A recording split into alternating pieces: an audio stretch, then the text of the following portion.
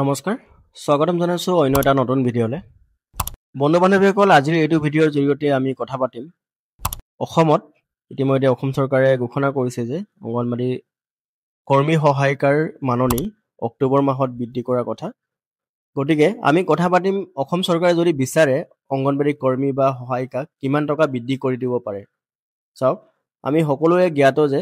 কিন্তু চেন্ট্ৰেল গভৰ্ণমেণ্টৰ ফালৰ পৰা যিকোনো ৰাজ্যলৈকে সমানে টকা পঠিওৱা হয় আৰু সেই টকাৰ অনুপাতে কিমান বৃদ্ধি কৰিব পাৰে অসম চৰকাৰে তাৰ ওপৰত কথা পাতিম ইয়াতে আপোনালোকে দেখা পাইছে চেন্ট্ৰেল গভৰ্ণমেণ্টৰ যিটো চেলাৰী ইয়াতে ভালকৈ আপোনালোকে দেখা পাইছে অংগনবাড়ী ৱৰ্কাৰ্ছৰ 4500 আৰু অংগনবাড়ী যোনটো মিনি ৱৰ্কাৰ্ছৰ বাবে 3500 আৰু অংগনবাড়ী হেল্পাৰৰ কাৰণে 2250 টকা দিয়ে প্ৰতি মাহে আৰু লগতে পাৰফৰ্মেন্স ইনচেন্টিভ বুলি কৰ্মীক প্ৰতি মাহে 500 টকা আৰু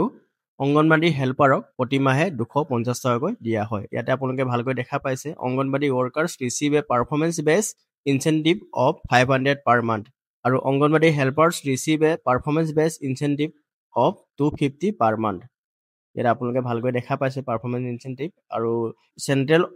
হনাৰেৰিয়াম ফৰ ICDS ৱৰ্কাৰ্ছ এছ 2025 এটা আপোনালোকে দেখা পাইছে ভালকৈ এতিয়া অসম চৰকাৰে এটা কাম কৰিব পাৰে যদি তেওঁলোকে বিচাৰে ইতিমধ্যে কৈছিলে যে ৱৰ্কাৰ্ছক বা কৰ্মীক 1500 টকা আৰু সহায়িকাক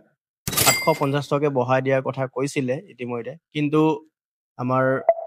কৰ্মীসকলে বা সহায়িকাসকলে সেইটো মাননিত সন্তুষ্ট হোৱা নাই সেইবাবে বহু জেগাত এতিয়াও প্ৰটেষ্ট চলি আছে তেওঁলোকে বিচাৰে চৰকাৰে চলিব পৰাকৈ ভাল এটা মাননি দিব লাগে বুলি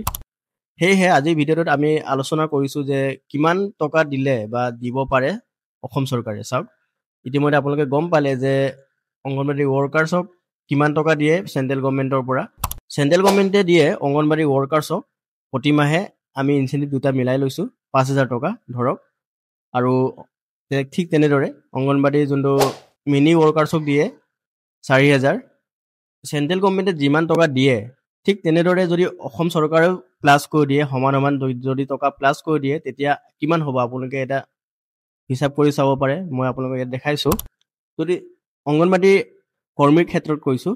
চেন্ট্ৰেল গভৰ্ণমেণ্টৰ পৰা আহে টোটেল আমি যদি প্লাছ কৰোঁ 6000 আৰু যদি অসম চৰকাৰেও দিয়ে 6000 তেতিয়া 12000 টকা হয় আৰু 12000 টকাটো এটা ভাল এমাউণ্ট বুলি ক'ব পাৰি আৰু এই 12000 টকাৰে এমাহত এটা সৰু পৰিয়াল যেনে যেনে চলিব পৰা যায়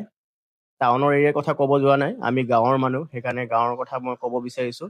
এই 6000 আৰু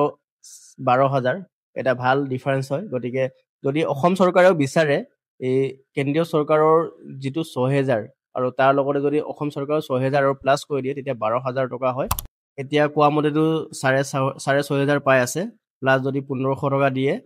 কিমান টকা হ'ব 8000 টকা হয় 8000 টকাত আৰু 4000 যদি প্লাছ কৰি দিয়ে কি আপত্তি আছে ঠিক তেনেদৰে অংগনবাড়ী মিনি ৱৰ্কাৰ্ছৰ কথা কৈছোঁ কৰ্মীৰ যদি 4000 টকা হয় 3500 প্লাছ ইনচেন্টিভৰ 500 4000 আৰু যদি 4000 অসম চৰকাৰে দিয়ে তেতিয়া 8000 টকা হয় আৰু 8000 টকাটো ভাল বুলি ক'ব লাগিব এতিয়া কাৰণ চেন্ট্ৰেল গভৰ্ণমেণ্টে অকল 4000 টকা দি আছে আৰু অসম চৰকাৰেতো কেতিয়াও চেন্ট্ৰেল গভৰ্ণমেণ্টকৈ বেছি নিদিবই চাওক এতিয়া আমি কথা পাতিম অংগনবাড়ী হেল্পাৰৰ কথা অংগনবাড়ী হেল্পাৰক চেন্ট্ৰেল গভৰ্ণমেণ্টৰ পৰা কেন্দ্ৰীয় চৰকাৰৰ পৰা দিয়ে 2250 টকা প্লাছ ইনচেন্টিভ 250 মানে টোটেল 2500 টকা আৰু যদি অসম চৰকাৰৰ পৰা যদি 2500 টকা দিয়ে তেতিয়া 5000 টকা হয় কিন্তু মই ভাবোঁ এই 5000 টকা চাগে অলপ কম হয় মানে হেল্পাৰ হ'লেও ইমান এটা ডিফাৰেঞ্চ ৰাখিব নালাগে মোৰ মতে হেড হ'ল বুলিয়ে হেডে 50% বেছিকৈ পাব মই সেইটো ইমান ভাল বুলি নাভাবোঁ কাৰণ হেল্পাৰ হ'লেও বা অংগনবাড়ী কৰ্মী হ'লেও চলিবলৈতো সকলোকে সমান টকাই লাগে বুলি ক'ব লাগিব গতিকে মই বিচাৰোঁ অসম চৰকাৰে তাতকৈ অলপ বেছি টকা হেল্পাৰৰ ক্ষেত্ৰত দিব পাৰে ধৰক 2500 টকা যদি কেন্দ্ৰীয় চৰকাৰৰ পৰা আহে আৰু যদি অসম চৰকাৰে যদি 3000 বা 3500 যদি দিয়ে তেতিয়া এটা ভাল এমাউণ্ট হৈ যায় বা 6000 বা 6500 হৈ যায় তেতিয়া এটা যেনে তেনে চলিব পৰা হয় আৰু কিন্তু একদম 5000 টকাটো চলাটো বহুত টান আৰু মই বিচাৰোঁ অংগনবাড়ী হেল্পাৰৰ ক্ষেত্ৰত 7000 বা 8000 টকা হ'লে ভাল আৰু 7500 তেনেকৈ